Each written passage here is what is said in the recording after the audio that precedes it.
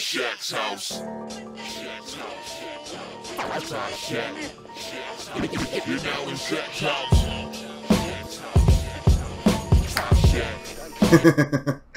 What's up, Shaq Housers? How you doing? It's your boy Shaq House here. Hope your week's going well. Yo, this week is the last episode, the series finale of Snowfall, right? Franklin Saint on FX. Check that out if you're a fan of Snowfall. It's gonna be dynamite. But that aside, what are we talking about today? Marvel characters who have the power to manipulate probability. Yeah, you know the old saying, luck be a lady tonight. That joint right there. But which Marvel characters are we talking about? The lucky ones. Who? Longshot. Longshot is an artificially engineered humanoid designed by Mojoverse scientist Arise to have a strong sense of self along with certain superhuman powers. He possesses only 3 fingers and a thumb on each hand, a hollow bone structure like a bird, leathery skin, and strength and muscle mass like an Earth human, giving him heightened agility and reflexes. He possesses excellent accuracy and hand-eye coordination, making him an excellent shot with his grappling lines and supply of throwing knives. He also has psychometry, allowing him to read the thoughts and emotions that people leave on objects and the entirety of the object's history. When he employs one of his superhuman powers, his left eye glows with a bright light. Longshot's luck ability is a powerful psionic probability altering effect that actually gathers luck around him like a quantifiable factor. Somehow, it absorbs favorable probability from the environment, making Longshot extraordinarily lucky while rendering everyone else around him less lucky than before. This can even cause others to experience negative probability events or bad luck so long as he's around. Longshot's luck guides him in whatever he does, allowing him to take phenomenal risks and come out on top, miraculously avoid injury, and generally foul up whatever opponent or force comes against him. The nebulous nature of this ability originally had a limitation to it. It used to be that only when he is pure of heart and motive can his luck function. However, Longshot's luck leaves him whenever he acts out of selfish desires, but he seems to have broken that limit in recent years.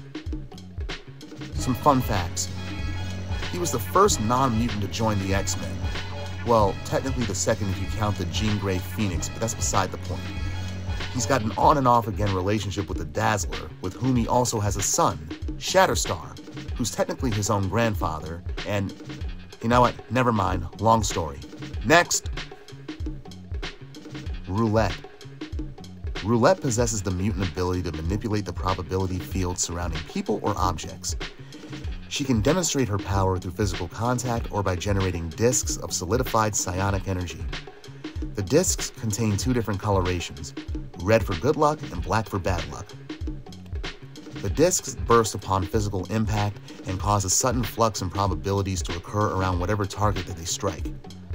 It was presumed that Roulette could generate a good luck effect around herself, thereby enhancing probabilities for her own sake. Striking with black discs will cause varying effects, such as causing her opponents to slip up or temporarily lose their powers, make floors or objects collapse or burst into flames, cause mechanical failures, and so forth. Her red discs were used more rarely, but in one instance she used a black disc to short out Speedball from the New Warriors, Speedball's power, and then a red disc to reactivate it to an uncontrollably high level. Also, by touching Cypher, Douglas Ramsey, during a poker game, she altered his odds so that he couldn't help but win each hand, though his hyperlinguistic mutant power may have also played a part in his success as well. Fun facts. The granddaughter of Greek immigrants, this Atlantic City-raised Jersey girl spent her time in street gangs and the casinos that her father worked in before Emma Frost recruited her to be part of the Hellions. And she was one of the Hellions that was killed during Trevor Fitzroy's massacre, but she's currently resurrected on Krakoa. Next. Isca the Unbeaten. Isca the Unbeaten is an Omega-level mutant born with a power described as an inability to lose. The mechanism for Isca's power has not been defined, and it doesn't seem to directly or obviously affect her environment or her own body.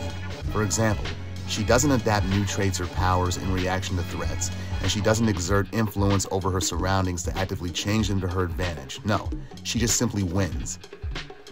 Her power is expressed through her physical prowess, including incredible agility, reaction time, accuracy, ambidexterity, and so forth. If challenged, she can act with phenomenal precision and strike a target even when blindfolded. It also extends into her cognitive faculties as well, anything from guessing what number someone is thinking of to identifying weaknesses for an advanced tactical analysis.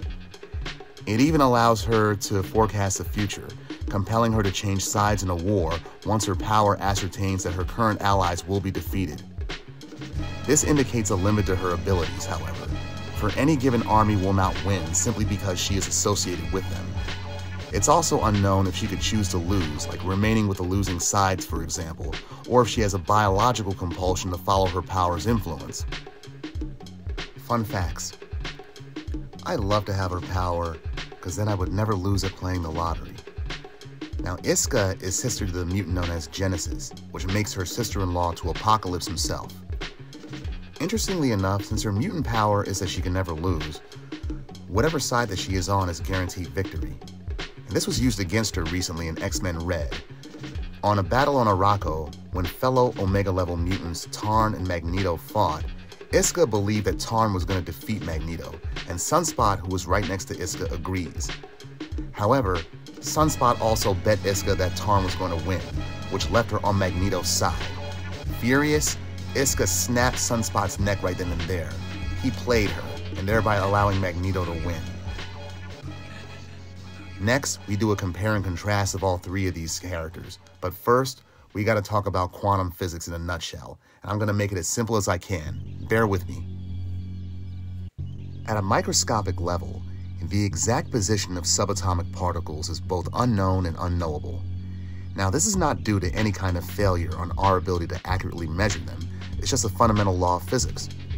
Now, particles, they don't occupy a single point, but rather a range of possible positions, which is known as a probability wave function.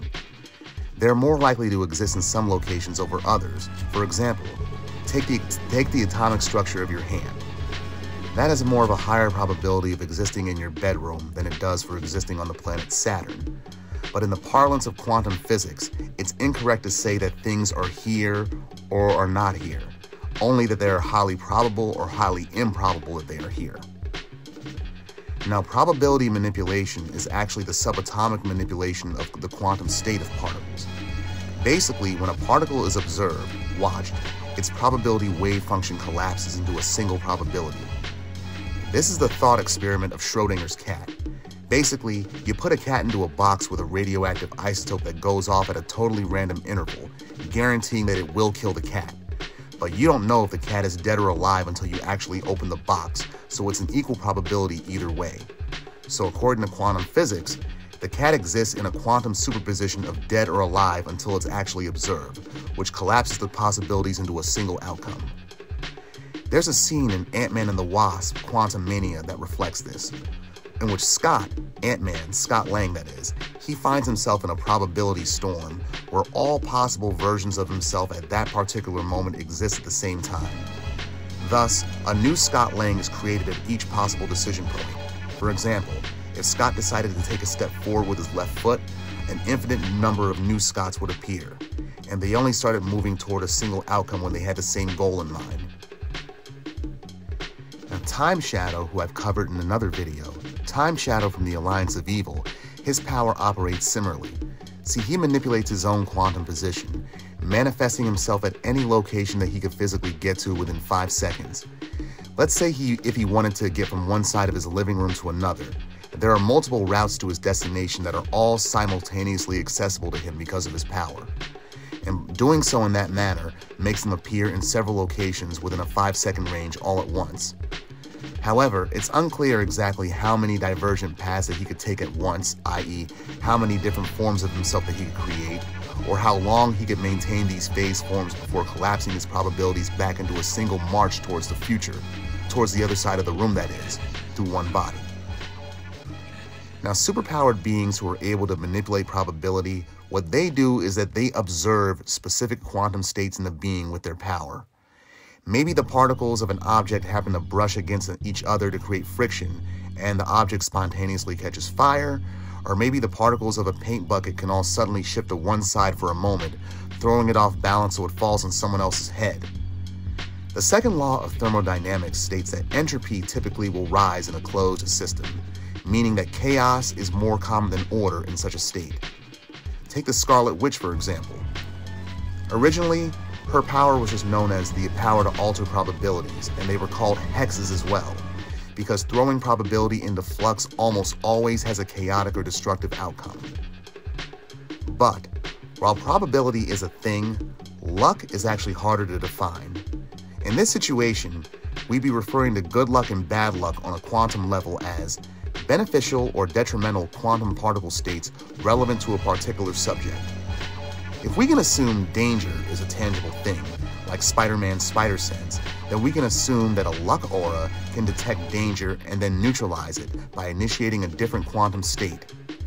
If someone's trying to achieve a particular goal, then they can subconsciously influence the outcome of their probability field pertaining to that result, like a lucky shot or a lucky roll of the dice. But the more we delve into consciously manipulating quantum states, the clearer it becomes that probability manipulation is really just reality manipulation, reality warping at its core, which is probably why the Scarlet Witch's power changed to exactly that around the time of Avengers Disassembled and House of M. Now, as for the characters described earlier, Longshot has a probability aura which gives him good luck and by extension others bad luck if they try to oppose him. Roulette, she creates energy discs which infuse a target on contact with a probability shift, causing good luck or bad luck as is relevant to the target. Now, Isca the Unbeaten, her power is not officially defined as probability manipulation, but it is, however, a very similar effect which is outcome-based.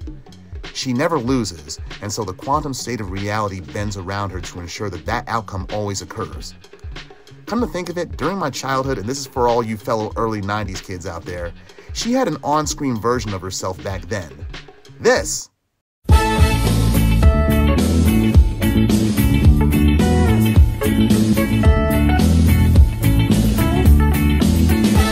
Okay, but between the three of them, Isca the Unbeaten, she wins, because that's exactly her power, to win and to not lose. Alright, Shackhousers, that's what I got for you this week. Tune in next week, I know you're gonna like it. I got another compare and contrast, or another power description, but check in then. Later! Mansion, apartment. Shack, house. Yes! Yeah.